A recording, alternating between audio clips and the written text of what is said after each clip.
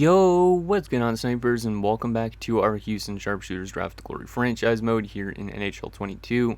So in last episode, we had the entire offseason. We did let go of Liam Hedman, which was a little bit of a big blow to our team, but I feel like bringing back Zadina instead of him was definitely worth it. As you can see, we also brought back our former player in Kyler Morales, so I'm very excited to see what he could do, reunited with Jaskline and Thornton. And in general, our team doesn't look terrible.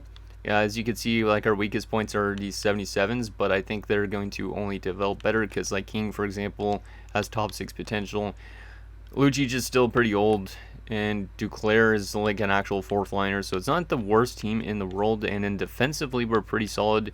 Very excited to see what Griffin could do in his second full season here after last year almost winning the Norris in his rookie season, which is pretty damn impressive, but his playoff numbers were not that great.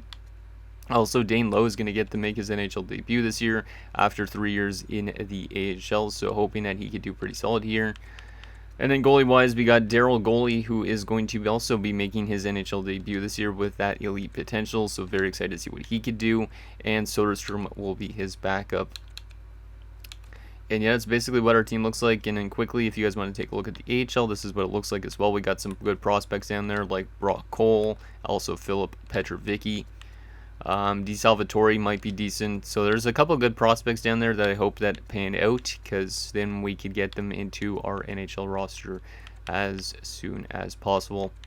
So anyways, before we get into the season simulation, actually there is one thing that I almost forgot to do, suggested by Rebecca Weiss Woods, so I apologize, I'm just getting to this now, like I literally forgot about it in the last episode again, but let's take a look at this record book, because apparently you wanted to take a look at the record book, so we will just skim through the other teams, but we'll focus mostly on our own, just because our own is more important. So we're going to skip ours for now, but we're going to do the rest of the teams in the league just in case you guys wanted to see this. So we're just going to go through this like that.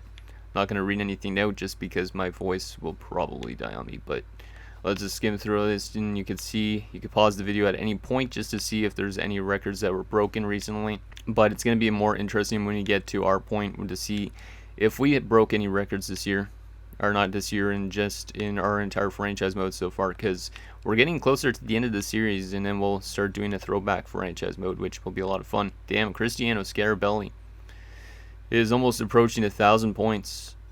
Yeah, that guy's a really good player. Wish I would have been able to draft a guy like that for this series, but it is what it is. Joe Bullard in Carolina, that's funny. So yeah, I don't know if there's going to be any records that have been broken. I know for a fact that our team's going to definitely have a lot of records, and most of them are probably going to be Raimo Jaskalainen. That's just my guess, just because he's probably the best player in this series. So, and then also Morgan Griffin's 67 points in a season is probably going to be one of the best that a defenseman has had in their rookie year for us, or maybe a rookie in general has had for us, I don't know. Like I said, we're going to skip ours though for now, just because I don't know if you guys wanted to take a look at the rest of the league as well. But there you go. We want to skip ours for now, just because we want to save that to the end. And then we'll simulate the season, and you guys could see how we do this year. Hopefully we make the playoffs. I'm not 100% sure if we are going to. We are still listed as a playoff team, so there's always a chance. But I hope that we could get ourselves to a cup, because bringing back Kyler Morales, maybe that will rejuvenate the team, because a lot of these guys used to play with him. So at least Jaskalainen and such did. So sorry if I go through this too quick, but yeah, like I said, you guys can pause the video at any point. Just trying to make it decently quick, because or else this episode is going to be like really long, and I don't want this episode to be too long for you guys. Wait, did that say Heatley? Yep, Brendan Heatley playing for the Ottawa Senators. Interesting. So you could say Danny Heatley's kid is playing for the Sens now too, probably picking up 50 goals in like 37 or something. What else we got here? Okay, that's Pittsburgh, San Jose, Jamie Boss, what a name. There you go. Seattle, obviously they're going to have a lot of records as well that have been just broken because they're such a new team still. St. Louis, Magone, Griffin Drury looks like a pretty good player, apparently. Cole Sillinger in Tampa. Interesting. He left Columbus and then had a good career in Tampa Bay. Toronto. Leonardo O'Mara. What a name. I don't think I've seen the name Leonardo a lot in this game. Good. There you go. Vegas. Capo Kakinen, I just saw. There you go. On Washington, Reed Snyder. Might be their best player. And Winnipeg. Boom, boom, and boom. And that's that. So now let's go to our records and see what these are like. So, the most points all time, Raimo Jääskeläinen, not a surprise. Most seasons, Raimo Jääskeläinen. Most assists all time, Raimo Jääskeläinen. And same with games played, Raimo Jääskeläinen. Most penalty minutes is Kyler Morales, not a surprise. And he is back, so he might hit over 1,000 penalty minutes with us by the end of this year. Most shutouts is Stefan Soderstrom. Most wins is Stefan Soderstrom.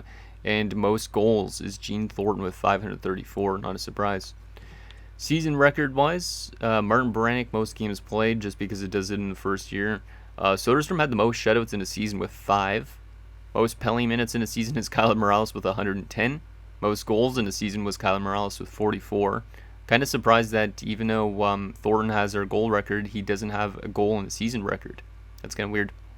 Most points in the season is Jääskeläinen with 92.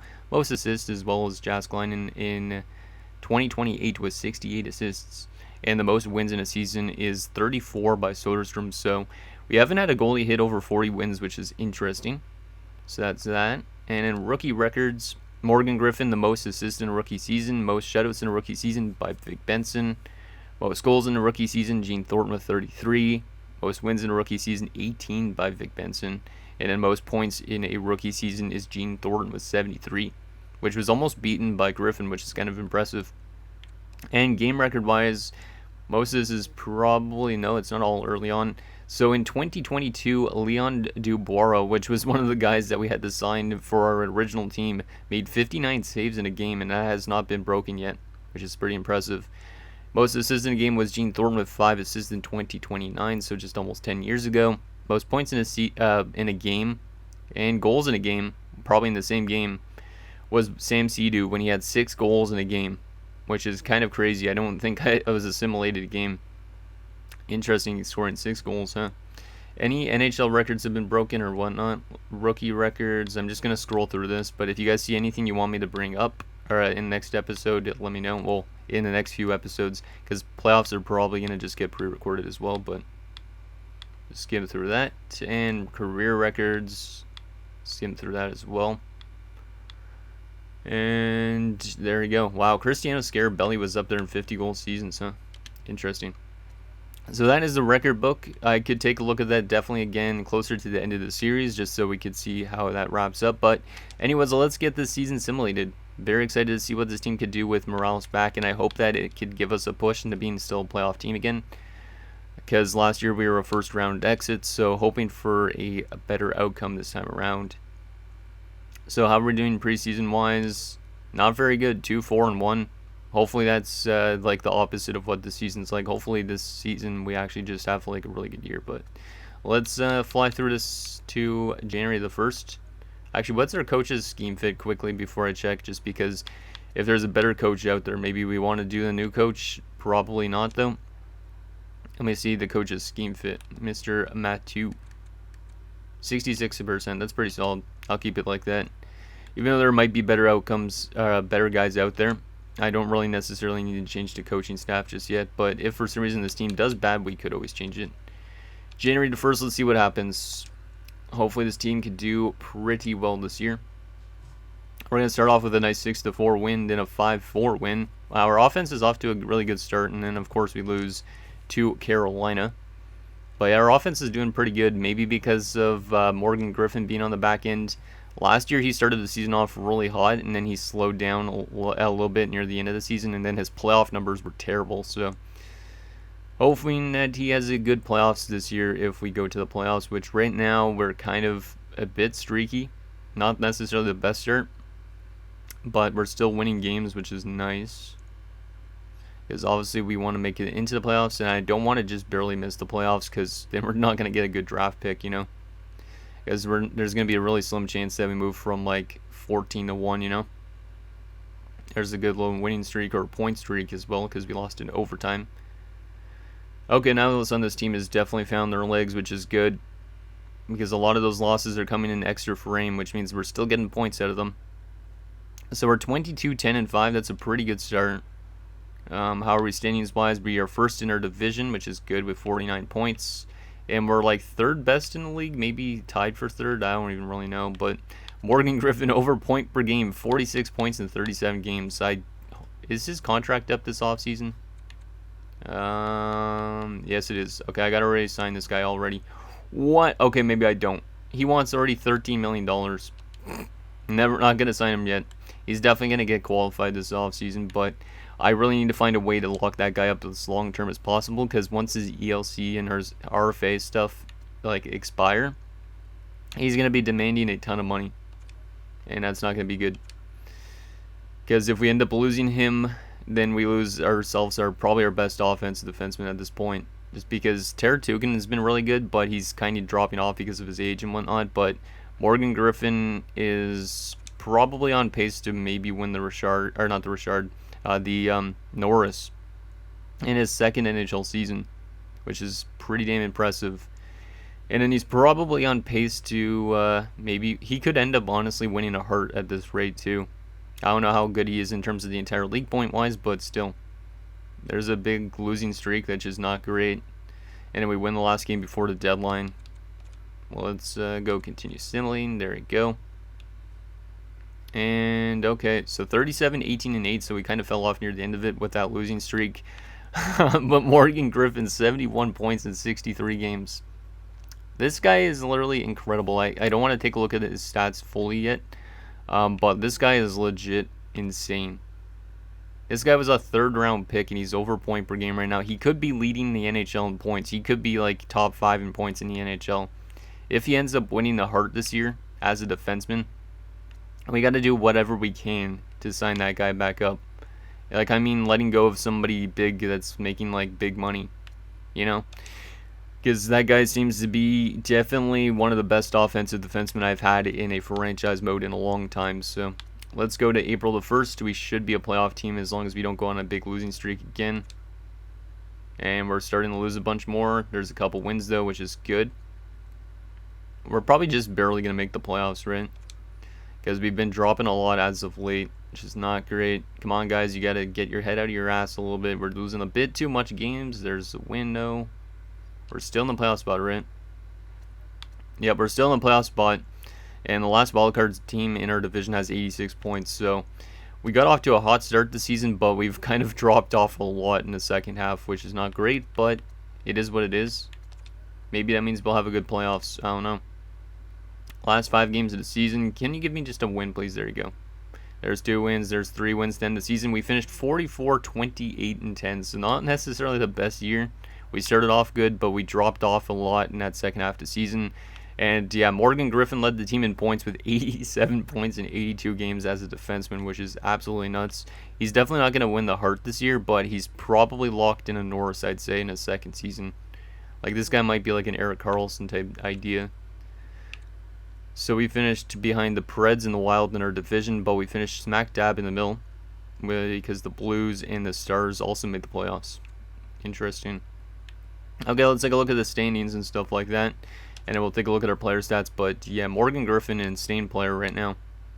We finished 6th best in the NHL, so pretty good spot to finish in, I'd say. Not necessarily the best season, but maybe that second half will make us a good playoff team.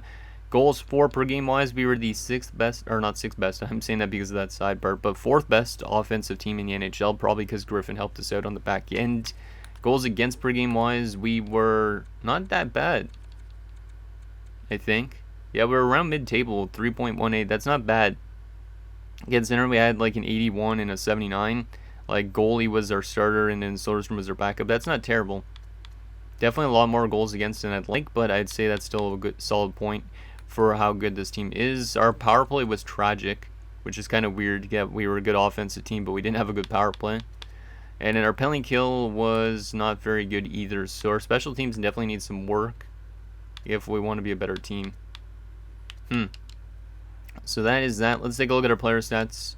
See who did what for us this year. So let's start off with centers. So, wow. Okay, I was not expecting Rimo to have an 86-point season when he was dropping off. He's down to an 86 top 6 forward now. So there is a chance that he could retire within the next year or two, which is scary. He was a 90 overall at one point, but he did just have his second best NHL season, I think. But it's still a really good season for him at 35 years of age. 10 game-winning goals as well, which I believe is a career high. 3 short-handed goals. Good face-off numbers, but his face-off numbers are definitely down a little bit from his 56% before. Really good takeaway numbers. I don't know if he's going to be primed up to win another Selke, but if he does win another Selke, that'd be pretty nice. He's almost like a Patrice Bergeron, you could say. So there's that. He's still signed for a few more years. Chad Burns, 70 points this season for him. This is the last year of his contract as well, so yeah, we're going to definitely have to pay some big money to some guys, but yeah, Chad Burns is a really good player. Like, his plus-minus is a plus 223 on a drafted glory team. He has not had a minus season since his first year as well. And he's starting to be a pretty solid playoff player, so pretty good season from Chad Burns. 34 points from Pasquale and Petain, not too bad. So the depth scoring is actually not that bad right now on the team. Left wing wise, Gene Thornton, 70 points. Morales brought in 51 points. That's pretty solid for his age and for the contract. I definitely will take that. So long are his days of his 70-point totals, but he pretty much like matched some of the seasons that he had with us like near the end of his career with us at the beginning. So not too bad from Kyler Morales. He is down to an 82 now, which is unfortunate, and a top 9. So he might we could honestly bring him back if he demands less money. Forster, 43 points is pretty good. Lucic had 30 points. That's pretty good. Same with Jacobs almost. King had 26 points. That's a good improvement off his rookie season. And Duclair, 22. Right wing wise, Scuderi had 74 points. I was not expecting that. Okay. Wow. So our offensive depth scoring was really good on forwards. So hoping that could continue in the playoffs. That'd be really nice. Defensively, Griffin, though, 87 points and a plus 27. This guy's got 154 points in 164 games in his career. He's almost like Cale Makar in a sense, but a third-round pick version. 12 goals, 75 assists for 87 points. I hope he picks up more points in the playoffs because he only had 1 goal in his first 7 playoff games. So hopefully he could break out in the playoffs a little bit more. But yeah, very good stats from him. Very impressed with him. Good blocking shots as well. Will he win a Norris in his second season? You better hope so. Sedin, 53 points. See, that's why I brought him back instead of Hedman. He's just a really good shutdown guy. Taratukin, 40 points. Not bad. His contract ends in the next few seasons. McGrattan, 25 points plus 25 is pretty solid. Low, 15 points. Not bad. For a 78 overall, I'll take that. And then Afinisankov, 14 points and a plus 19. So, yeah, very good plus minus and whatnot across the board. Daryl Goalie, 36, 22, and 9 with 1 shutout, only a 900 save percentage and a 303. Is not the best, but it is his first season, so I'm not going to complain.